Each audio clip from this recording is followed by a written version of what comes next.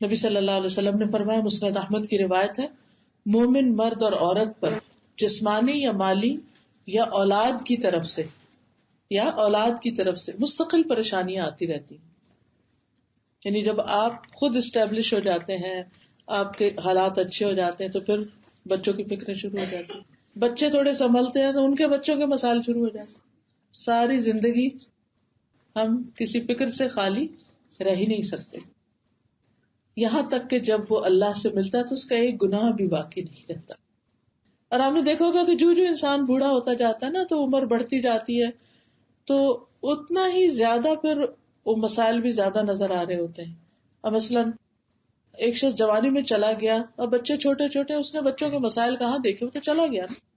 لیکن ایک شخص وہ جس نے بچوں کو بڑا کیا، ان کو بڑا کرنے کے مسائل، پھر ان کی شادی کے مسائل، پھر ان کے بچوں کے آگے مسائل، پھر بعض اوقات ایسا بھی ہوتا ہے کہ بوڑھے ماں باپ زندہ ہوتے ہیں، جوان اولاد فوت ہو جاتی، کبھی اولاد کی اولاد پہ کوئی تکلیف آ جاتی، کبھی جو کنبا فیملی خاندان پھیلتا چلا جاتا ہے، کبھی یہاں کچھ ہو گیا، کبھی یہاں سے کوئی چراغ بجھ گیا، کبھی وہاں سے کبھی.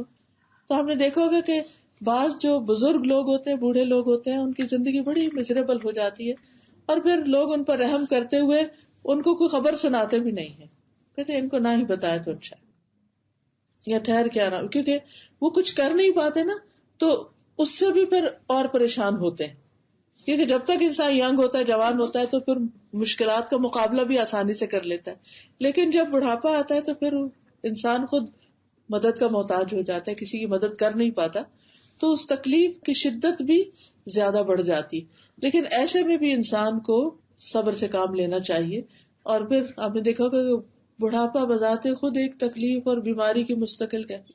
مسلسل کمزوری، کھانا صحیح ہضم نہیں ہو رہا، نظر نہیں آ رہا، سنائی نہیں دے رہا، چل نہیں پا رہے، گھٹنے بیٹھ گئے، ایک کے بعد ایک مسئلہ. اب انسان اس وقت پریشان تو ہوتا ہے، دکھی تو ہوتا ہے، لیکن اگر اس کا ایمان مضبوط ہوتا رہے تو اللہ سے ناراض نہیں ہوتا، اس حال میں بھی اللہ سے راضی ہوتا ہے کہ اس میں بھی میرے لیے اجر. وہ پھر نہ اپنی زندگی کو مزریبل بناتا ہے، نہ دوسروں کے لیے زندگی حرام کرتا ہے. دو طرح کے بزرگ ہوتے ہیں، ایک اپنے حال پہ راضی رہنے والے، شکر ادا کرتے رہتے، اور دوسرے ہر وقت شکوے شکایت کرنے والے، یہ نہیں پوچھ رہا، وہ نہیں کر رہا، وہ نہیں کر رہا. تو ہم سب کو اس بارے میں بھی سوچنا چاہیے کہ اللہ اگر زندگی دیتا ہے اور بڑھاپا آتا ہے تو ہم نے اسے گزارنا کیسے، ریٹائرمنٹ کی زندگی کیسے استعمال کرنی. بہت سے لوگ اس میں اپنی گروتھ چھوڑ دیتے، فزیکلی ویک ہو جاتے ہیں، مینٹلی ویک ہو جاتے ہیں، اور پھر وہ آگے بڑھنے کی کوشش چھوڑ دیتے ہیں. یاد نہیں ہوتا، یاد نہیں رہتی بات، تو اس لیے سیکھنے کی کیا ضرورت ہے؟ بھائی نہیں، سیکھو، چاہے 1 منٹ کے لیے یاد رہے یا 1 منٹ بعد بھی بھول جائے، لیکن جتنی دیر وہ بارش دل پہ پڑتی رہے گی اتنی دیر تو موسم خوشگوار رہے گا نا. اس بات کی کیوں فکر کرتے ہو کہ یاد نہیں رہتا؟ Doesn't matter. یہ دیکھو اس وقت کو کیسے گزار رہے. اگر قرآن پڑھتے پڑھتے، حفظ کرتے کرتے، یاد کرتے کرتے بڑھاپا گزرا تو اس سے اچھی اور کیا بات ہو سکتی. ہماری ایک ساتھی ہے تو وہ اپنے نانا کے بارے میں بتاتی ہے کہ ان کے نانا جو تھے شاید 90 یا 100 سال کی عمر میں فوت ہوئے، اور آخری عمر میں بھی ان کا معمول یہ تھا، وہ صبح اٹھتے تھے، نماز وغیرہ اپنی چیزوں سے فارغ ہو کے، ناشتہ وغیرہ کر کے قرآن کھول لیتے تھے، اور پڑھتے پڑھتے ظہر ہو جاتی، قیلولہ کرتے، نماز پڑھتے، اٹھتے، پھر اپنا کھول لیتے، پھر پڑھنا شروع کر دیتے، پھر عصر کی نماز پڑھی، پھر کوئی ملنے آ گیا تو اس سے کوئی بات چیت کر لی، ورنہ ان کو یہی ہوتا تھا کہ مجھے سارے میرا وقت دے دیں، میں اپنا قرآن پڑھتا ہوں. کہ ایک ایک دن قیمتی ہے، ایک ایک دن آخرت کی طرف بڑھ رہے ہیں، کچھ کما لیں، لگے ہاتھوں کچھ کما لیں. ایسے بھی لوگ ہوتے ہیں، اور ایسے بھی ہوتے ہیں کہ جو ہر ایک سے شکوہ شکایت کرتے، اس کی غیبت کر، اس کی غیبت کر، اس کی اپنے اعمال نامے کو صاف ہی کرتے رہتے ہیں. وہ جو جوانی میں کچھ نیکیاں کمائی تھی وہ بڑھاپے میں ساری صاف کر دی. کیونکہ غیبت ایسی بری بلا ہے کہ چاہے آپ اپنے بچے کی بھی کر رہے ہیں نا، کیونکہ ہم اپنے آپ کو جسٹیفائی کر لیتے ہیں، چاہے آپ اپنے بچے کی بھی کر رہے ہیں تب بھی اپنی نیکی ضائع کر رہے ہیں. ہمیں یہ کوئی حق نہیں کہ یہ چونکہ ہمارا بچہ ہے اس کی پیٹھ پیچھے جتنی چاہے برائیاں کر لیں. نو، ہر انسان کی عزت نفس ہے، نہ سامنے اس کو ذلیل کرنے کی ضرورت ہے اور نہ اس کی پیٹھ پیچھے. بعض اوقات کیا ہوتا ہے، ہسبینڈ وائف کسی خاص بچے کے بارے میں پریشان ہوتے ہیں نا، تو وہ جب بیٹھتے ہیں تو اس بچے کی برائیاں شروع کر دیتے ہیں. یہ کھاتا نہیں، یہ سوتا نہیں، یہ نہیں کرتا، یہ وہ نہیں کرتا، یہ بس نیگیٹو نیگیٹو نیگیٹو. اور وہ بچہ بھی راہ چلتا دیکھ لیتا ہے نا آپ کو کہ میرے ماں اور باپ سر جوڑ کے بیٹھے ہوئے میری برائیاں کر رہے ہیں، اور زیادہ دور ہو جاتا ہے. اور وہ جو آپ کی نیگیٹو وائبز ہوتی ہیں نا وہ اور زیادہ اس کو پیچھے کرتی ہیں. نتیجہ کیا ہوتا ہے کہ وہ بچہ گرو نہیں کر سکتا، وہ آگے نہیں بڑھ سکتا. تو اللہ سبحانہ وتعالیٰ نے اگر ہمیں کسی چیز سے منع کیا ہے، غیبت سے منع کیا ہے، تو اس کے پیچھے کوئی وجہ ہے. وہ ہمیں بھی نقصان دیتی ہے، اور جس کی ہم کر رہے ہیں بعض اوقات وہ قریبی ہوتا ہے تو اس کو ہم سے دور کر کے اس کو بھی نقصان دیتی. تو اس کی برائیاں کرنے کی بجائے، اس کو تانے دینے کی بجائے دعا کریں اس کے لیے، اور اس کے لیے کوئی حل سوچیں، اس کی مدد کریں. اور جب آپ پازیٹیولی بات کریں گے نا، کیونکہ ہم بات بھی جب کرتے ہیں نا تو تانے کی شکل میں تانا. اب وہ تانے جو ہوتے ہیں وہ کس قدر زخمی کر دیتے ہیں. دیکھو، گھر سکون کی جگہ ہوتا ہے. جس کو گھر میں سکون نہیں ملتا پھر وہ باہر سکون کی تلاش میں جاتا ہے، اور جب باہر سکون نہیں ملتا تو پھر کیا کرتا ہے؟ نشے سے سکون حاصل کرتا. کس قدر افسوس کی بات ہے کہ مسلمانوں کی یوتھ جو ہے وہ دن بدن ایڈکشن کا شکار ہو رہی ہے، یا ایسی چیزوں میں پڑتی چلی جا رہی ہے کہ جو نہ ان کے حق میں اچھی ہے نہ ہمارے حق میں اچھی. لیکن کبھی ہم نے اس کی روٹ کاز دیکھی کہ کہیں ہم خود ہی تو نہیں اس کی وجہ؟ کیا ہم نے خود ہی تو نہیں اپنے بچوں کو اپنے سے دور کر دیا، ان کو اعتماد نہ دے کے؟ کیونکہ بچوں کو سب سے بڑا شکوہ یہ ہوتا ہے کہ آپ ہم پہ ٹرسٹ نہیں کرتے، اور واقعی ہم نہیں کرتے. اور اگر کرتے بھی ہوں تو ہم ظاہر نہیں کرتے کہ ہم تم پہ ٹرسٹ کریں، کیونکہ ہم خود ان کے بارے میں انسیکیور ہوتے ہیں. جی آپ کچھ کہنا چاہتے ہیں؟ کبھی کہہ دیتے ہیں وہ کہ ہم نے نماز پڑھ لی، لیکن میں پیچھے ہی پڑ جاتی ہوں، کہاں پڑھی ہے، کس وقت وضو کیا تھا، بتاؤ دکھاؤ. حالانکہ کہتے ہیں کہ ہاں جی ٹھیک ہے الحمدللہ آپ نے پڑھ لی، اپنے کمرے میں پڑھ لی، چھوڑ دیں اس کی اجازت. لیکن نہیں، وہ اتنا زیادہ کہتی ہے کہ نیکسٹ ٹائم وہ پھر جھوٹی بولتے پڑھ لیا تھا آپ کے لیے پڑھ. ہاں پڑھے بھی تو آپ کے لیے پڑھے. تو آپ بالکل صحیح بات کی. اچھا وہ اسکول گئے تھے، کس وقت گئے تھے؟ یعنی کہ چھوٹی چھوٹی چیزوں میں تجسس، پیچھا کرنا، یہ کیا وہ کیا، وہ ہم اوور پروٹیکٹیو ہو جاتے ہیں بعض اوقات. تو تھوڑا چھوڑ دیں اور اللہ سے دعا کریں. باہر بھی ہے نا اللہ سے مانگتے رہیں، یا اللہ پریشان ہونے کے بجائے اللہ ان کی حفاظت کرنا. جیسے تو نے یوسف علیہ السلام کی ایسے ماحول میں حفاظت کی کہ جہاں ان کو کوئی بھی انسان بچانے والا نہیں تھا کسی چیز سے، صرف اور صرف اللہ کی حفاظت میں پل رہے تھے، اس بالکل اپوزٹ ماحول میں.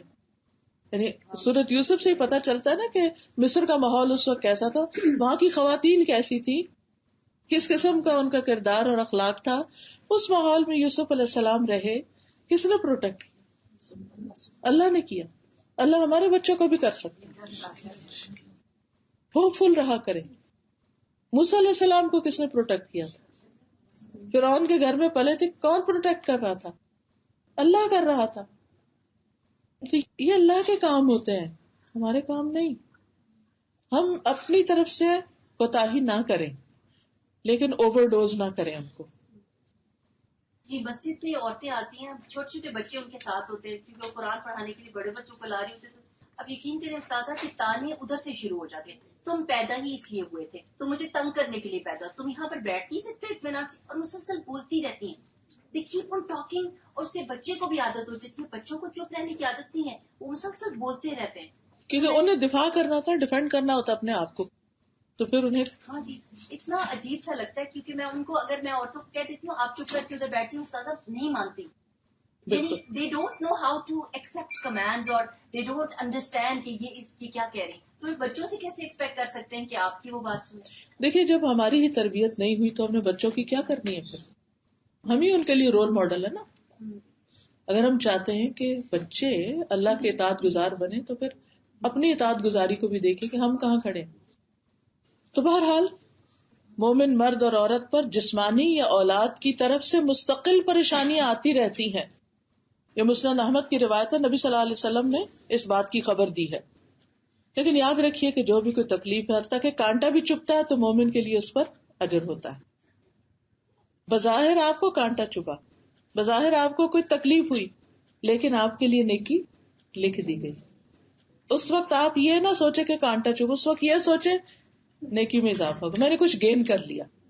حدیث میں آتا ہے، صحیح بخاری کی حدیث ہے، من یرد اللہ بہ خیرا یصب منہ، جس کے ساتھ اللہ بھلائی کا ارادہ کرتا ہے اسے مصیبت میں مشکل میں ڈال دیتا ہے.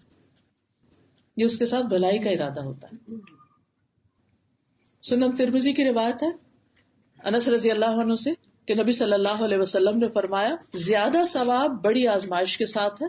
جب اللہ کسی قوم سے محبت کرتا ہے تو انہیں آزمائش میں مبتلا کر دیتا ہے. جو راضی ہو جائے اللہ اس سے راضی ہو جاتا ہے اور جو ناراض ہو اس کی ناراضگی اس کے مقدر میں ہو جاتی. تو یاد رکھیے کہ مشکلات میں اللہ سے ناراض نہیں ہونا. اسی طرح ابو داؤد کی ایک روایت ہے رسول اللہ صلی اللہ علیہ وسلم نے فرمایا بے شک بندے کے لیے جب اللہ کے ہاں کوئی مقام اور مرتبہ مقدر ہو چکا ہو کہ بلند مقام ہے اور وہ اپنے اعمال کی بنا پر اس تک نہ پہنچ سکتا ہو کہ اس کی نیکیاں اتنی نہ ہو کہ وہ اس درجے کو پہنچے تو اللہ اس سے اس کے اپنے جسم یا مال یا اولاد کی آزمائش میں ڈال دیتا ہے کہ یہ ویسے نہیں کچھ کر رہا اب یہ آزمائش کے ذریعے وہاں پہنچ جائے گا. امام ابو داؤد کہتے ہیں کہ ابن نفیل نے یہ اضافہ بیان کیا اور پھر اللہ اسے صبر کی توفیق بھی دیتا ہے حتیٰ کہ اسے اس مقام اور مرتبے تک پہنچا دیتا ہے جو اللہ تعالیٰ کی طرف سے اس کے لیے مقدر کیا گیا ہوتا ہے.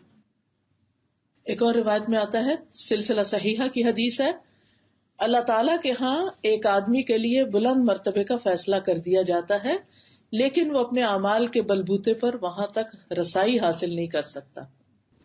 اس لیے اللہ اسے مسلسل ایسی آزمائشوں کے ساتھ آزماتا رہتا ہے جنہیں وہ ناپسند کرتا ہے. یعنی اس کی زندگی میں ناگوار سے ناگوار باتیں حالات آتے ہی رہتے ہیں یہاں تک کہ وہ اپنے مقام تک پہنچ جاتا ہے. اب یہ سب کچھ پس پردہ ہو رہا ہوتا ہے. لوگ دیکھتے ہیں تو وہ بڑا ترس کھاتے ہیں اور سوچتے ہیں کہ ہائے بیچارہ, اور بعض اوقات اس کو احساس بھی دلاتے ہیں. پھر اس طرح انسان سوچتا ہے کہ شاید میرے ساتھ بڑی زیادتی ہو رہی ہے, لیکن حقیقت میں زیادتی نہیں ہو رہی ہوتی. تو لوگوں کی باتوں میں نہیں آنا چاہیے. خود سے ہی نہیں کہنا چاہیے میری تو قسمت پھوٹی ہوئی. نہیں, اللہ سبحانہ و تعالیٰ کچھ دینا چاہتا ہے تو وہ ایک طرف سے تکلیف میں مبتلا کر کے دوسری طرف سے جو کچھ عطا کر رہا ہے, اگر اس عطا اور بخشش پر نظر ہو تو تکلیف ہلکی ہو جاتی کہ یہ تو کچھ بھی نہیں. پھر اسی طرح جو شخص نبی صلی اللہ علیہ وسلم سے جتنی محبت کرتا ہے اس پر بھی اتنی آزمائشیں آتی, کیونکہ وہ سنت پر عمل کرنے لگتا ہے کہ جو آپ سے محبت کرتا ہے وہ آپ کے طریقے پہ چلتا ہے, جو آپ کے طریقے پہ چلتا ہے لوگ اس کی مخالفت شروع کر دیتے ہیں. اور تو آپ نے فرمایا جو مجھ سے محبت کرتا ہے اس کی طرف آزمائش اس سیلاب سے بھی زیادہ تیز رفتاری سے آتی ہے جو اپنے بہاؤ کی طرف تیزی سے چلتا ہے. اب یہ ہے کہ کیا پھر اس کا مطلب یہ ہے کہ انسان مشکلات مانگے اور مشکلات پر راضی رہے اور ان کو دور کرنے کی کوشش نہ کرے؟ یہ مطلب نہیں ہے. ان ساری باتوں کا مطلب یہ ہے کہ انسان اس بات کے لیے تیار رہے کہ یہ ہوگا تو تاکہ وہ اس کا مقابلہ کر سکے. اور مقابلہ کیسے کیا جائے, اس سے نجات کیسے حاصل کی جائے, ان کا حل کیا ہو. تو اس میں ایک تو یہ ہے کہ انسان اپنی مقدور بھر یعنی جتنی اس کے اندر ہمت استطاعت ہے اس کے مطابق کوشش کرے اس تکلیف کو دور کرنے کی. مثلا اگر کوئی بیماری ہے تو علاج کرے, مالی مشکل ہے تو کوئی کام کرے, کام جاب نہیں مل رہی تو اس کے لیے بھاگ دوڑ کرے, مختلف طریقے وسیلے اختیار کرے, ایک نہیں تو دوسرا, دوسرا نہیں تو تیسرا. اسی طرح بچوں کی طرف سے کوئی تکلیف ہے تو ان کی اصلاح کی فکر کرے, ان کی تربیت کی فکر کرے, اس کے لیے کوشش کرے. تو نمبر ایک یہ کہ انسان کوشش کرتا ہے, تکلیف مانگے کبھی نہیں, ہمیشہ عافیت مانگے کہ اللہ مجھے بچا کر, اور ایسی تکلیف سے تو ضرور بچانا کہ جس میں میرے ایمان کو خطرہ ہو, لیکن آ جائے تو کوشش سے اس کو دور کرے, اس سے بچے بھی اور اس سے دور بھی ہو. اور اس کے ساتھ ساتھ سب سے بڑھ کر اللہ کی طرف رجوع کرے. الذین اذا اصابتهم مصیبۃ قالوا انا للہ وانا الیہ راجعون, فوراً اللہ کی طرف رجوع, کیونکہ اللہ سبحانہ وتعالیٰ فرماتے ہیں وَلَقَدْ أَخَذْنَاهُمْ بِالْعَذَابِ فَمَا اسْتَكَانُوا لِرَبِّهِمْ وَمَا يَتَضَرَّعُونَ, ہم نے انہیں عذاب کے ذریعے پکڑا مگر یہ نہ اپنے رب کے سامنے جھکتے ہیں نہ گڑ گڑاتے ہیں. یعنی اللہ تعالیٰ کیا چاہتا تھا کہ اس تکلیف میں یہ رب کی طرف جھکے, رب کے سامنے جھکے, نمازیں زیادہ کر دیں, گڑ گڑائیں, روئیں, لیکن ان پہ تو کچھ اثر ہی نہیں ہوا, یہ اور زیادہ بگڑ گئے. جو نماز پڑھ رہے تھے وہ بھی چھوڑ دی. دو طرح کے لوگ ہوتے ہیں نا, ایک تکلیف میں رب کی طرف رجوع کرتے ہیں اور ایک وہ جو رب سے منہ موڑ لیتے ہیں. تو رب سے مایوس نہیں ہونا، منہ نہیں موڑنا. اللہ تعالیٰ فرماتے ہیں وَأَخَذْنَاهُمْ بِالْعَذَابِ لَعَلَّهُمْ يَرْجِعُونَ، ہم نے ان کو عذاب کے ساتھ، تکلیف کے ساتھ پکڑا تاکہ وہ واپس لوٹیں، اللہ کی طرف رجوع کریں. بعض اوقات ایسا تھا نا، ہماری عبادتوں اور دعاؤں، ذکر، ان چیزوں میں کمی ہو رہی ہوتی ہے، تو اللہ تعالیٰ کسی ایسے مشکل میں ڈالتا ہے کہ ہمیں پھر لا محالہ دعاؤں میں کثرت کرنی ہی پڑتی. پھر اسی طرح اللہ سبحانہ تعالیٰ پر بھروسہ کریں، حال دعائی نہ کر دیں، شور نہ مچائیں، یہ نہ سوچیں کہ اب کیا ہوگا، پتہ نہیں اب تو بس دنیا ختم ہونے لگی. نہیں، اللہ ہے نا، اللہ پہ توکل، اللہ پہ بھروسہ. قُل لَن يُصِيبَنَا إِلَّا مَا كَتَبَ اللَّهُ لَنَا، کہہ دیجیے ہمیں ہرگز کچھ تکلیف نہیں پہنچے گی مگر جو اللہ نے لکھی. کئی دفعہ ایسے بھی ہوتا ہے کہ کوئی بیماری ہو جاتی ہے تو لوگ کہتے ہیں اس میں تو تم بچو گے ہی نہیں، مر ہی جاؤ. کچھ دن پہلے ایک خاتون اپنے بچے کا قصہ سنا رہی تھی، ان کو کینسر ہوا، لیکن اس کے بعد یہ کہ دعائیں کی اور جو بھی کوششیں کی انہوں نے، اور الحمدللہ اس کے بعد جب ٹیسٹ کرایا تو سب کچھ کلیئر تھا. تو آپ کو نہیں پتا بیماری بڑھے گی یا گھٹے گی، آپ کو نہیں پتا کہ انسان مرے گا یا جیے گا، لیکن نیگیٹو سائڈ پہ مت سوچیں، منفی باتیں نہ سوچیں، اور دوسروں کو منفی باتیں کہیں بھی نہ.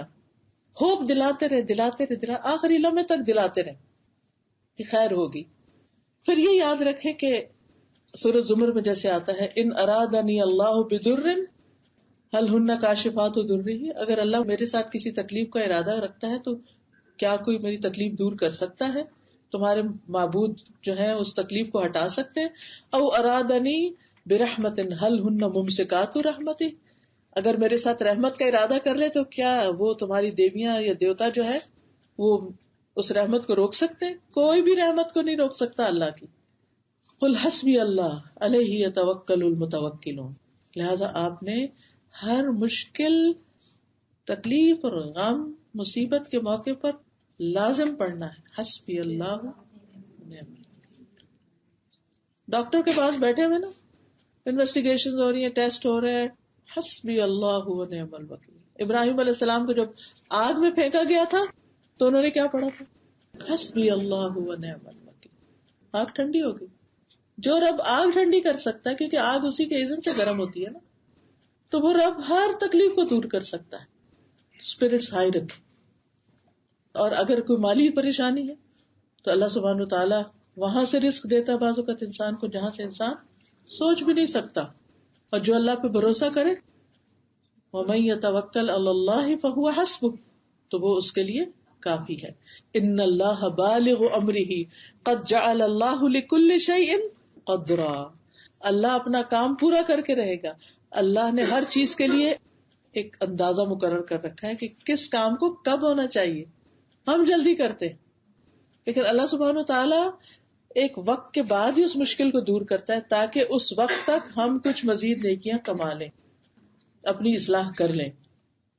پھر یہ ہے کہ اپنی حاجات صرف اللہ کے سامنے رکھیں، اللہ سے مانگتے رہیں، صرف اللہ کو پکارے. ایاک نعبد و ایاک نستعین. ابو ہریرہ سے مروی ہے کہ رسول اللہ صلی اللہ علیہ وسلم نے فرمایا جو مسلمان اپنا چہرہ اللہ عز و جل کے سامنے گاڑ کر کسی چیز کا سوال کرتا ہے، سجدے میں کرتا ہے یا ویسے دعا کر کے، اللہ اسے وہ چیز ضرور عطا کرتا ہے، خواہ جلدی عطا کرے یا ذخیرہ کر کے پاس رکھ لے. پوری توجہ کے ساتھ، پوری محبت کے ساتھ، شوق کے ساتھ اس سے مانگیے، اور خاص طور پر آدھی رات کو اٹھ کے تہجد کے وقت، کیونکہ اس وقت آسمان کے دروازے کھول دیے جاتے ہیں. پکارنے والا پکارتا ہے کوئی دعا کرنے والا کہ اس کی دعا قبول کی جائے، ہے کوئی مانگنے والا کہ اسے دیا جائے، ہے کوئی مصیبت زدہ کہ اس کی مصیبت دور کر دی جائے. اور جو مسلمان اس وقت دعا کرتا ہے اللہ تعالیٰ اس کی دعا قبول کر لیتا ہے، سوائے اس عورت کے جو اپنی شرمگاہ کے ذریعے کمائی کرتی ہے، یعنی پروسٹیٹیوشن کا پیشہ اختیار کرتی ہے. یعنی گناہ کے کام، غلط کام جو ہیں ان سے کیا ہوتا ہے؟ دعاؤں کی قبولیت میں رکاوٹ آ جاتی ہے. تو حرام کام چھوڑ دینے چاہیے. پھر اسی طرح دعا رات کو آنکھ کھلے تو لا الہ الا اللہ وحدہ لا شریک لہ لہ الملک ولہ الحمد وہو علی کل شیء قدیر الحمد للہ وسبحان اللہ ولا الہ الا اللہ واللہ اکبر ولا حول ولا قوۃ الا باللہ اللہم اغفر لی. آپ نے سائڈ بدلی، آپ کی آنکھ کھل گئی، تسبیح پڑھیں گے اور دعا کریں، اس وقت بھی دعا قبول ہوتی. پھر یہ کہ اللہ تعالیٰ سے بدگمان نہیں ہونا، اللہ کے فیصلوں پہ راضی رہنا ہے. یعنی دعا اگر جلدی قبول نہیں ہو رہی تو بھی مایوس نہیں ہونا کہ میری تو اللہ سنتا ہی نہیں. بھئی اللہ نہیں سنے گا تو کون سنے گا؟ وہ سنتا ہے، لیکن دینے کا ایک وقت ہے، ایک طریقہ ہے اس کا. کبھی وہی کچھ دے دیتا ہے، کبھی اس کے بدلے اور مصیبت ٹال دیتا ہے جو ہم نے نہیں دیکھی ہوتی، وہ غیب سے ہی اس کو دور کر دیتا ہے، اور کبھی آخرت کے لیے ذخیرہ کر دیتا ہے. اور پھر مصیبت کو اپنے لیے برا نہ سمجھیں کبھی بھی. میرے ساتھ بہت برا ہوا، یہ جملہ اپنی زندگی سے نکال دو، یہ اچھا نہیں ہوا میرے ساتھ. نہیں، لا تحسبوه شرا لکم بل هو خیر لکم. یہ بات کب کہی گئی تھی؟ جب حضرت عائشہ پر بہتان لگا تھا، اور صرف حضرت عائشہ اور نبی صلی اللہ علیہ وسلم نہیں، ان کے والدین ہی نہیں، سارا مسلمانوں کا، جو جتنے بھی مسلمان تھے اور سارا مدینہ وہ اس سے متاثر ہوا تھا. اتنا بڑا حادثہ ہوا. اللہ تعالیٰ فرماتے لا تحسبوه شرا لکم، یہ بھی کچھ برا نہیں، اس میں بھی کوئی خیر ہے. تو جب کوئی ایسی چیز ہو تو آپ کہیں کہ اس میں کوئی خیر ہی ہوگی، اللہ سے توقع رکھیں کہ خیر ہی ہوگی. وَإِن كَرِهْتُمُوهُنَّ فَعَسَىٰ أَن تَكْرَهُوا شَيْئًا وَيَجْعَلَ اللَّهُ فِيهِ خَيْرًا كَثِيرًا. ہو سکتا ہے کہ ایک چیز تم ناپسند کرو اور اللہ تعالیٰ اسی کے اندر خیر کثیر رکھ دے. پھر صبر اور نماز سے مدد لینا. وَاسْتَعِينُوا بِالصَّبْرِ وَالصَّلَاةِ. صبر کیا ہے کہ واویلا نہیں کرنا، منہ سے کچھ نہیں کہنا، منفی باتیں نہیں کرنا، اللہ کو پکارتے رہنا. دل بھر جائے، رونا آئے تو رو لے اللہ کے سامنے، کوئی حرج. اللہ سے بڑھ کر اپنا کون ہو سکتا ہے. جو آپ نے بات کی ہے نا کہ ڈونٹ سے بیڈ ورڈز، تو میں سوچی تھی کہ ہم سب کو اور اپنے یوتھ کو خاص طور پہ بہت کامن ہو گیا. I'm having a bad day, I'm going through tough time, I'm going through chaos, I'm going through terrible time. یعنی یہ بہت کامن جملے آج کل. ہاں، ان کو بار بار نہیں دہرانا چاہیے، کیونکہ وہ جو منفی جملے ہوتے ہیں نا، ان کا پھر ہم پر منفی اثر ہوتا ہے. ہم نیگیٹیوٹی اپنے اوپر پہ اور سارے ماحول میں بھی پھیلا دیتے ہیں. جس کو اس طرح سناتے ہیں باتیں کر کے، پھر وہ سب بھی پریشان ہوتے ہیں. کیا کہا جائے؟ الحمدللہ علی کل حال. نبی صلی اللہ علیہ وسلم پر اگر کوئی تکلیف کا وقت آتا، کہتے الحمدللہ علی کل حال، ہر حال میں اللہ کا شکر، جس حال میں رکھے راضی. ہمارے تو کلچر میں اور ہماری لغت میں تو یہی باتیں کی جاتی ہیں، اللہ جس حال میں رکھے راضی. ایسے ہم کہتے تھے او مائی گڈنس، یعنی ہم کہتے تھے او مائی گڈنس، اب کہتے ہیں مائی بیڈ. ہاں، چھوٹی سی بات ہوتی ہے او مائی بیڈ، یعنی ہر وقت اگر آپ نے اپنے لیے برا سمجھا. بالکل. تو اپنے ان جملوں اور ان ایکسپریشنز کو بھی درست رکھنے کی ضرورت ہے. رسول اللہ صلی اللہ علیہ وسلم نے فرمایا، جو شخص صبر کرتا ہے اسے صبر ملتا ہے. من یتصبر یصبرہ اللہ. اور جو جزا فضا کرتا ہے اس کے لیے جزا فضائی ہے، پھر وہ روتا ہی رہے گا. جو صبر کرنا چاہے گا اللہ اسے صبر دے دے گا، اور جو بڑبڑانا چاہے گا، گرمبل کرنا چاہے گا، رونا دھونا چاہے گا، پھر وہ اس کی قسمت میں وہی لکھ دیا جاتا ہے، اس کو اسی کی توفیق دے دی جاتی ہے. اچھا کرو، رو لو، پھر دیکھو نکلتا کیا. رسول اللہ صلی اللہ علیہ وسلم نے فرمایا، بندہ مومن کے متعلق اللہ عز و جل کی تقدیر اور فیصلے پر مجھے تعجب ہوتا ہے. اگر اسے کوئی بھلائی حاصل ہوتی ہے تو وہ اپنے رب کی تعریف کرتا ہے اور شکر ادا کرتا ہے، اور اگر کوئی مصیبت پہنچتی ہے تو اس پر بھی الحمدللہ کہتا ہے اور صبر کرتا ہے. پھر اچھے وقت کا انتظار کرنا، اور بار بار یہ کہنا کہ دس شیل ٹو پاس، یہ وقت بھی گزر جائے گا. کتنا بھی سخت وقت ہو، اور دیکھیے آگ کے شعلے کتنے بھی بھڑک جائے، آخر اس نے ٹھنڈا ہونا ہی ہوتا ہے. یہ وقت گزر جائے گا، بس اس کو آرام سے گزار. فَإِنَّ مَعَ الْعُسْرِ يُسْرًا، إِنَّ مَعَ الْعُسْرِ يُسْرًا. ہر مشکل کے ساتھ ہی آسانی ہے. اس آسانی کو ڈھونڈیے کہ جو اس مشکل کی وجہ سے آپ کو ملی. نبی صلی اللہ علیہ وسلم نے فرمایا، مدد صبر کے ساتھ ہے، کشادگی تنگی کے ساتھ ہے. سبحان اللہ، یہ عجب کانسیپٹ ہے جو اسلام نے پیش کیا کہ کشادگی تنگی کے ساتھ. محنت کرتے ہو، تھکتے ہو، تو اس کے بعد آسانی بھی ہوتی، تبھی کھانا پکتا ہے نا، تبھی کوئی کام ہوتا ہے. بے شک ہر مشکل کے ساتھ ایک آسانی، بے شک اسی مشکل کے ساتھ ایک اور آسانی ہے. پھر کثرت سے استغفار کرنا، کیونکہ اللہ کا وعدہ ہے، فَقُلْتُ اسْتَغْفِرُوا رَبَّكُمْ إِنَّهُ كَانَ غَفَّارًا يُرْسِلِ السَّمَاءَ عَلَيْكُمْ مِدْرَارًا وَيُمْدِدْكُمْ بِأَمْوَالٍ وَبَنِينَ وَيَجْعَلْ لَكُمْ جَنَّاتٍ وَيَجْعَلْ لَكُمْ أَنْهَارًا. نوح علیہ السلام نے کہا اپنے پروردگار سے معافی مانگ لو، بلا شبہ وہ بڑا معاف کرنے والا ہے، وہ تم پر آسمان سے خوب بارشیں برسائے گا، مال اور اولاد سے تمہاری مدد کرے گا۔ پھر ہے کثرت سے تسبیحات پڑھنا۔ حضرت یونس علیہ السلام کا واقعہ سب کے سامنے، جب وہ مچھلی کے پیٹ میں گئے تھے تو انہوں نے کیا پڑھا تھا؟ لا الہ الا انت سبحانک انی کنت من الظالمین۔ تو اللہ تعالیٰ فرماتے فاستجبنا له ونجیناہ من الغم وکذالک ننجی المؤمنین۔ ہم نے اس کی دعا قبول کر لی اور ہم نے اس کو غم سے نجات دی۔ خاص طور پر غم سے نجات کے لیے بہترین نسخہ ہے، اور مومنوں کو ہم ایسے ہی نجات دیتے ہیں، یعنی باقی مومنوں کے لیے بھی یہی ہے۔ اور اگر انسان نہیں تسبیح کرتا فلولا انہ کان من المسبحین للبث فی بطنہ الی یوم یبعثون، اگر تسبیح نہ کرتا تو مچھلی کے پیٹ میں یہ قیامت تک رہتا۔ دونوں چیزیں اللہ نے بتا دی، کرنے کا فائدہ بھی بتا دیا، نہ کرنے کا نقصان بھی بتا دیا۔ کیسے نکلے اتنی بڑی مشکل سے، کیسے نکلے؟ مشکل سے بھی آپ نکل جائیں گے، بس اللہ کی تسبیح کرتے رہیں کہ اللہ تو پاک ہے، میں تو گناہگار ہوں۔ اب دیکھیے کہ جب ہم کو بڑا بولتے ہیں نا، اسی کے بعد ہی زیادہ بڑی مشکل آتی ہے، تو اس سے بھی ڈرنا چاہیے، کیونکہ کمال تو صرف اللہ کی ذات پہ ہے، پرفیکٹ تو صرف وہ ہے، ہم تو کمزور ہیں۔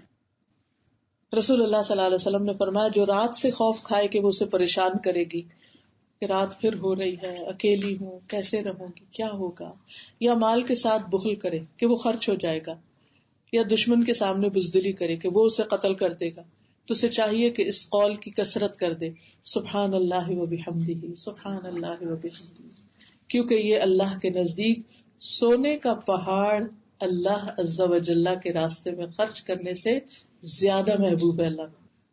ہمارے پاس پہاڑ کہاں سونے کا جو ہم خرچ کریں گے، لیکن اپنی زبان تو ہلا سکتے ہیں نا سبحان اللہ و بحمدہ پڑھنے کے لیے۔ پھر دوسروں کی مشکلات حل کرنا، آپ بیمار ہیں نا، کسی اور کی عادت کریں، کسی اور بیمار کے لیے دعائیں شروع کر دیں، اس کی خدمت کر دیں، اس کے کام آ جائیں، جو آپ سے بھی زیادہ تکلیف میں ہے، اللہ تعالیٰ آپ کی تکلیف دور کر دے گا۔ آپ دیکھیں کہ یہاں پر بھی ایسے کلب ہوں گے، پاکستان میں بھی ایسی جگہ ہوتی ہیں کہ جہاں مثلا کوئی ایک بیماری کے، مثلا ڈائبٹیز جن لوگوں کا ان کا ایک کلب ہے، یا وہ ان کا ایک کٹھی کوئی گیٹ ٹوگیدر ہوتی ہے، یا کوئی کینسر کا شکار ہے کوئی، تو وہ سارے مل کر اس فورم پر اپنے اپنے ایکسپیرینس ڈسکس کرتے ہیں، اپنے تجربے شیئر کرتے ہیں تاکہ دوسروں کو فائدہ ہو، وہ بھی اس بیماری اور مشکل سے نبٹنے کا طریقہ جانے۔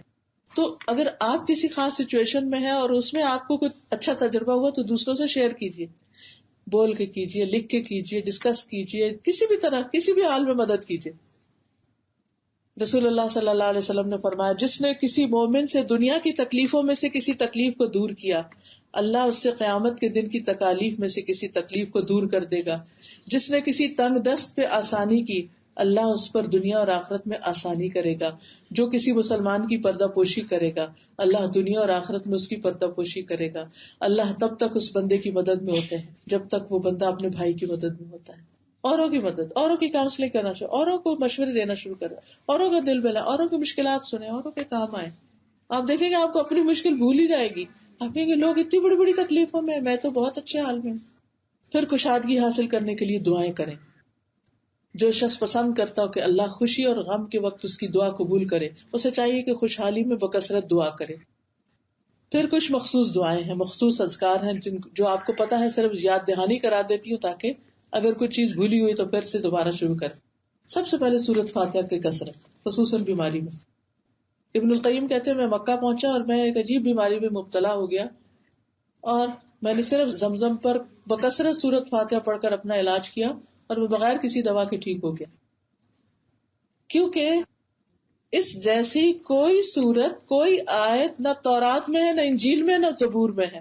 اتنی زبردست آیات ہے، یہ صرف ہم ہی کو ملی ہے، یہ بہت بڑا تحفہ ہے۔ اب وہ حدیث یاد ہوگی جو آتا نا کہ آپ نے فرمایا آج آسمان کا دروازہ کھلا ہے جو پہلی دفعہ کھلا ہے، اور ایک فرشتہ اترا ہے جو پہلی دفعہ اترا ہے، اور وہ کیا لے کر آیا؟ سورۃ فاتحہ لے کر آیا۔ یعنی کہ یہ سورت جو ہے معمولی سورت نہیں، شفا کے لیے تو ہے، اس کا نام ایک شفا بھی ہے، لیکن اس کے علاوہ بھی کسی مشکل میں ایاک نعبد و ایاک نستعین، ایاک نعبد و ایاک نستعین، تو اس سے بھی مشکل آسان ہو۔ یہ کافیہ بھی ہے، شافیہ بھی ہے، ذکر بھی ہے، دعا بھی ہے، حسن بھی ہے، قلعہ ہے، رقیہ ہے، مفتاح ہے، اس کے سارے نام۔ تو اس لیے پورے یقین سے اس کو پڑھیے. پھر اپنی توحید کو خالص کریں. اللہ اللہ ربی لا اشرک بہ شیئا. تو جو شخص پریشانی، غم، بیماری یا سختی میں پڑا ہو، اسے چاہیے کہ یہ تسبیح پڑھے. اللہ تعالیٰ اس سے ہر مشکل دور کر دے. اپنی غلطیوں اور گناہوں کو مان لیں. اللہ میرے میں کمزوری ہے، میرے میں غلطی. کیونکہ مشکل میں ہم دوسروں کو بلیم کر نہیں، اپنی غلطی کو مان. انی کنت من الظالمین. پھر اسی طرح حسبنا اللہ ونعم الوکیل، اور خصوصاً حسبی اللہ لا الہ الا هو علیہ توکلت. اس کو اس طرح کھینچ کے پڑھ، علیہ توکلت وہو رب العرش العظیم. جو عرش عظیم کا رب ہے اس کے لیے کچھ کرنا مشکل نہیں، سب کچھ اس کے قبضہ قدرت میں. پھر لا حول ولا قوت الا باللہ. جنت کا خزانہ ہے، عرش کے نیچے جنت کے خزانے میں سے ایک خزانہ ہے. اب دیکھیں دنیا میں اگر آپ کو کہیں نا فلاں جگہ جاؤ ایک خزانہ ہے، تو ہم بھاگ پڑیں گے خزانہ لینے کے لیے. تو یہ جنت کا خزانہ ہے. پھر کثرت سے استغفار. امام ذہبی کہتے ہیں کہ اللہ کے غضب کا علاج کثرت کے ساتھ سحری کے وقت استغفار کرنا ہے اور سچی توبہ کرنا ہے. اور استغفارات کا ایک کارڈ بھی ہے، اس میں ساری استغفار کی دعائیں لکھی ہوئی ہیں. اگر آپ کے پاس ہو تو ایک دفعہ دن میں، اور خصوصاً پریشانی کے دنوں میں، اس کو پڑھتے رہیے.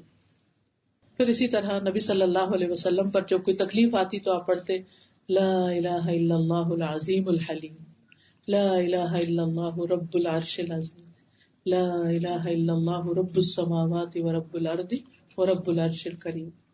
پھر اسی طرح رنج و غم دور کرنے کی دعا اللہم انی اعوذ بک من الہم والحزن والعجز والکسل والجبن والبخل وضلع الدین وغلبۃ الرجال.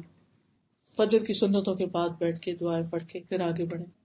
پھر یا حی یا قیوم برحمتک استغیث.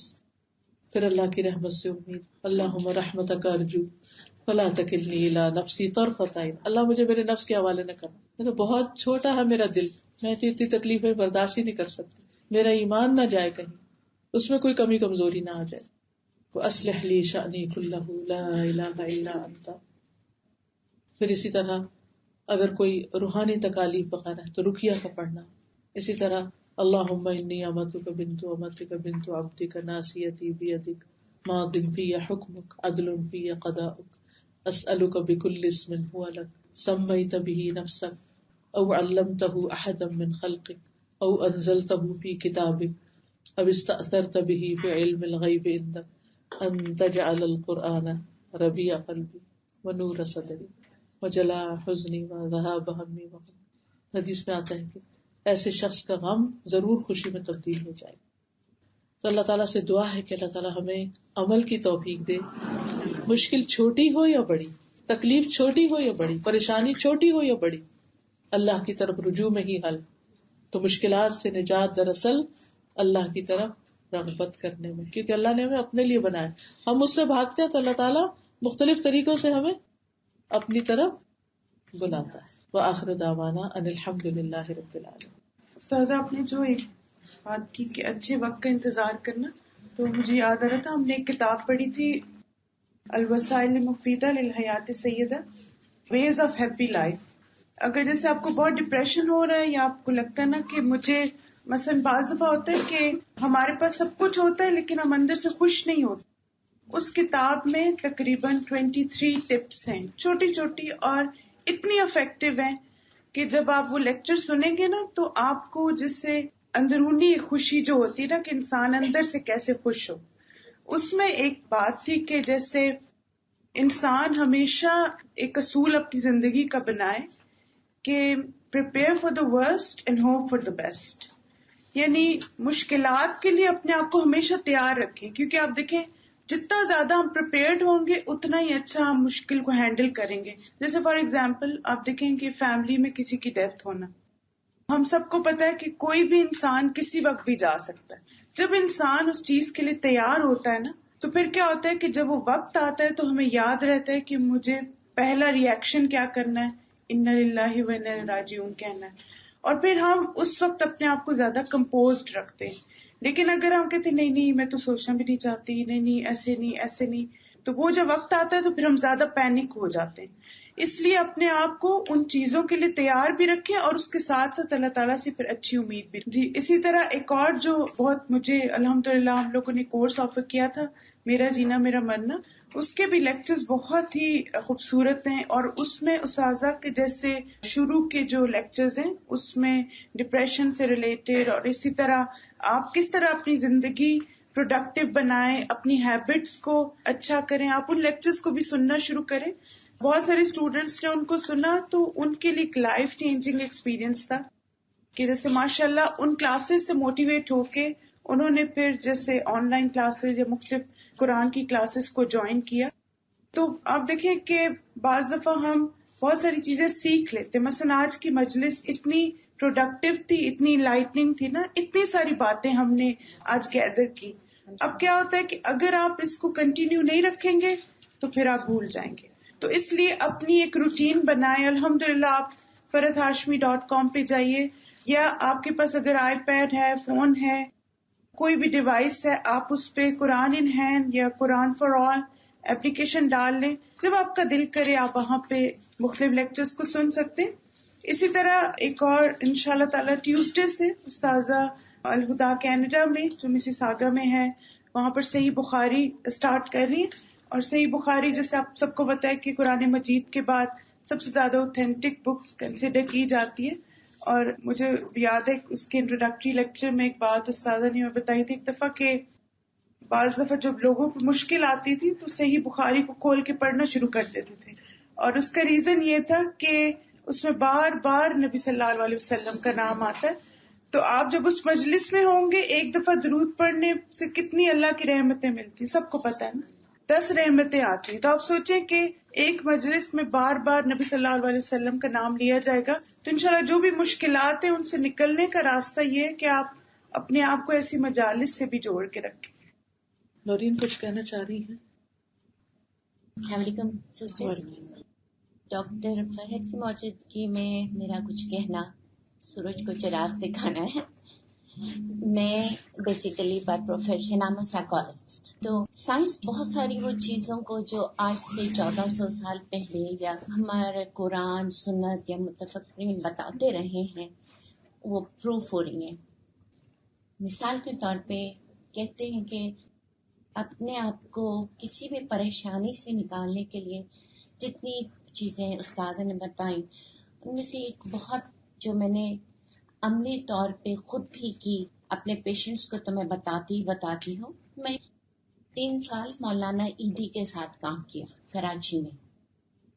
آپ لوگ جانتے ہیں کہ انہیں ایک شروع کیا تو پھر وہ کوئی جس انتہا تک اس چیز کو لے گئے فلاحی کاموں کو.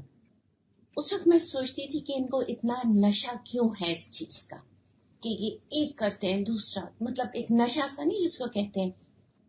تو ریسنٹلی سائنس نے بتایا ہے کہ جو لوگ جب بھی کوئی نیکی کا کام کرتے ہیں اور خاص طور پہ جب وہ کسی کی مدد کرتے ہیں, جیسے کہ ہمارے اسلام میں کہا جاتا ہے کہ دینے والا ہاتھ لینے والے ہاتھ سے بہتر ہے. تو سائنس نے ہمارے سی ٹی اسکین اور سب چیز پروف کرتی ہے جب آپ دیتے ہیں تو دماغ کے وہ حصہ روشن ہو جاتا ہے جو اس وقت روشن ہوتا ہے جب آپ ڈرگس کرتے ہیں, ایڈکشن. اسی وجہ سے وہ دینے والا ہاتھ اور کرنے والے فلاحی کاموں کو اتنی ایڈکشن ہو جاتی ہے کہ وہی دماغ کا حصہ روشن ہوتا ہے جو ہیرن کرنے والے کا جو ہوتا ہے وہ ہے ایڈکشن سے ریلیٹڈ. تو جب آپ اس کی ایک ایڈکشن ہو جاتی ہے تو جو میں سوال مولانا کے لیے کرتی تھی کہ ان کو یہ نشہ کیوں ہے تو اب سمجھ میں آتا ہے. تو جب ہم دیتے ہیں تو وہ جو ایک سرکٹ بنتا ہے ہمارا دماغ میں, اور جو کہ اسلام کہتے ہیں کہ دینے والا ہاتھ لینے والے ہاتھ سے بہتر ہے, تو وہ جو سرکٹ بنتا ہے وہ ایکچولی اس حصے کو جا کے روشن کرتا ہے جو ایڈکشن میں کرتا ہے. وہ مزہ جو اس سے آتا ہے وہ اس سے آتا ہے, وہ سیٹسفیکشن ملتی ہے, وہ سیٹسفیکشن ملتی ہے جو آپ کو دوائیں ڈرگس کرنے سے ملتی ہے, وہ آپ کو ریوارڈ اور سرکٹ بھی وہ بنتا ہے جب آپ دیتے ہیں تو وہ جو ایک سرکٹ بنتا ہے ایکچولی وہ اس سے گزر کے, مطلب یہ اب سائنس ساری چیزوں کو پروف کرتی ہے. ایک اور چیز چھوٹی سی، مطلب میں تو بہت کہہ لیں دنیاوی سی باتیں ہیں، میرا پروفیشن ایسا ہے. ہم بہت دفعہ کہتے ہیں I woke up on a wrong side of the bed today. بہت لوگ کہتے ہیں نا آج تو میرا دن ہی خراب ہے، یا یہ کہ I woke up on the wrong side of the bed. اس کا یہ ہے کہ صبح ہی جیسے ہی آپ کو فیلنگ ہو، آپ کو اس فیلنگ کو چینج کرنا ہے، کیونکہ وہ ایک سرکٹ دماغ. میں بہت دنیاوی سی باتیں کر رہی ہوں، میں تو سائنٹیفکلی، لیکن یہ سائنس اور اسلام اتنا جڑا ہوا ہے. مائی فادر روٹ اے بک قرآن اور سائنس کی، قرآن اور سائنس کائنات. تو آپ جب صبح اٹھیں یا کبھی بھی آپ کو یہ لگے کہ آپ you have a bad day, immediately اس فیلنگ کو چینج کریں. اور وہی جو استاد بھی بات کر رہی تھی کہ اس کو ریپیٹ نہ کریں، بلکہ اس کو امیجیٹلی چینج کرنے کا. اور چھوٹے چھوٹے طریقے ہیں. پانی پی لیجیے ٹھنڈا، باہر چلے جائیں، کسی دوست کو فون کر لیں، کوئی اچھی سینری دیکھ لیں، کوئی دعا پڑھ لیں، صرف بیٹھ کے ٹھنڈا پانی ہی پی لیجیے. اگر آپ کو انگزائٹی ہو رہی ہے، اس کے میں بہت چھوٹی سی ٹپ دوں گی، بہت ٹھنڈا پانی پی لیجیے آپ، یا ہاتھ میں ایک آئس رکھ لیجیے جب آپ کو بہت گھبراہٹ ہو رہی ہے. جو استاد نے بتایا اس کا تو ظاہر ہے کہ ان چیزوں کا تو کوئی نیب البدل ہے ہی نہیں. بہت آسانی ہے کہ آپ ایک آئس لے لیں. میں اس کی وجہ بتا دیں. آپ میں سے بہت لوگوں نے دیکھا ہوگا کہ اسکول میں بچے کٹ کرتے ہیں، کاٹتے ہیں اپنے آپ کو، اور وہ بڑا ایڈکٹیو ہوتا ہے ان کا. دیکھیں بار بار بار بار سائنٹیفکلی ہوتا ہے کہ جب ہمیں کوئی چوٹ لگتی ہے تو ہماری باڈی انڈورفن پیدا کرتی ہے، کیونکہ اسی لیے تھوڑی دیر کے لیے جب چوٹ لگتی ہے تو وہ دکھتی نہیں ہے، تھوڑی دیر کے بعد تکلیف ہوتی ہے، کیونکہ اس وقت باڈی نیچرلی ایک چیز پیدا کرتی ہے جسے کہتے ہیں endorphin, which is just like morphine. Morphine کب دی جاتی ہے؟ پین میں. تو کیا ہوتا ہے کہ بچے جو کٹ کرتے ہیں بیسیکلی وہ اپنے ایموشنل پین کو فزیکل پین میں چینج کرتے ہیں، اور جب ان کو پین ہوتا ہے تو انڈورفن پیدا ہوتی ہے، تو اس سے ان کو ایک سکون ملتا ہے، اور وہ اتنا ایڈکٹیو ہوتا ہے کہ وہ بار بار. تو اسی ٹیکنیک کو سائنٹیفکلی یوز کیا ہے. جب ہم آئس رکھیں گے اپنے ہاتھ میں تو کیا ہوگا، میری باڈی ایک تھرمل شاک میں جائے گی. جب باڈی میری ایک پین میں جائے گی تو کیا کرے گی، انڈورفن پیدا کرے گی، which is just like morphine. تو چھوٹی چھوٹی چیزیں انسان، مطلب یہ کہ یہ سائنٹیفکلی ظاہر ہے جو سادہ بتا رہی ہے ان کا تو نہیں، لیکن چھوٹی چھوٹی چیزیں اگر آپ، لیکن اسی طرح مطلب اپنے آپ کو ایک اور کہ جب آپ کو بہت زیادہ گھبراہٹ ہو رہی ہے، یا خاص طور پہ کوئی چیز آپ اپنے ذہن سے نہیں نکال پا رہے. کتنے لوگ ہیں اس کمرے میں جو کہیں گے کہ کبھی وہ اسٹک ہو جاتے ہیں تو وہ سب کے ساتھ ہم سب ایسے ہی ہیں. کبھی کبھی ایسا ہوتا ہے کسی ایک پہ ہم وہاں سے ہٹ ہی نہیں پاتے. اچھا چلیں آپ لوگ میرے ساتھ ایک پریکٹس کریں اور دیکھتے ہیں کتنے لوگ اس میں کام. پہلی ہر دفعہ نہیں، لیکن کوشش کیجیے گا. آپ ایک بہت گہرا سانس لیجیے اور اس کے بعد اپنے سانس کو روک لیجیے، اور کوشش کریں کہ آپ کا جو یہ مسلز ہیں آپ ان کو اندر کی طرف دبائیں تاکہ آپ کا سارے جو ہوا ہے لنگس میں چلی جائے. اب آپ اس سانس کو روک لیجیے، کوشش کریں، روک لی. اب آپ اس بارے میں سوچنے کی کوشش کریں، جو بھی ہے مجھے بتانے کی ضرورت نہیں، لیکن آپ نے سانس نہیں لینا ہے اس دوران. اب آپ کوشش کریں، سانس لے لیجیے گہرا، چیسٹ میں آپ کے ایئر ہونی چاہیے، ٹھیک ہے. اب آپ کوشش کر کے دیکھیں اس چیز کے بارے میں سوچنے کی. اس لیے کہ میں نے آپ کو اس وقت، اچھا what is breathing? Breathing is a basic survival thing. مطلب ہر جاندار کو سروائیو کرنے کے لیے بریتھ کرنا ہے، ٹھیک ہے. چاہے وہ ایک سیل کا میبا بھی ہے وہ بھی بریتھ کرتا ہے. جب میں نے آپ سے کہا کہ آپ بریدنگ روک لیں تو میں نے آپ کو بیسک پریمیٹیو موڈ میں ڈال دیا کہ دماغ کو سارے اس میں لگنا ہے مجھے زندہ رہنا ہے، مجھے بریتھ کرنا ہے. فورگیٹ کہ وہ میرے میاں نے کل کیا کہا تھا کہ میری سانس نے کیا، مجھے ابھی اس وقت. That is like bringing you in the moment. جو ہم بھی کہتے ہیں کہ آپ آج میں رہیں، اس وقت اس لمحے میں رہیں. ہم کل میں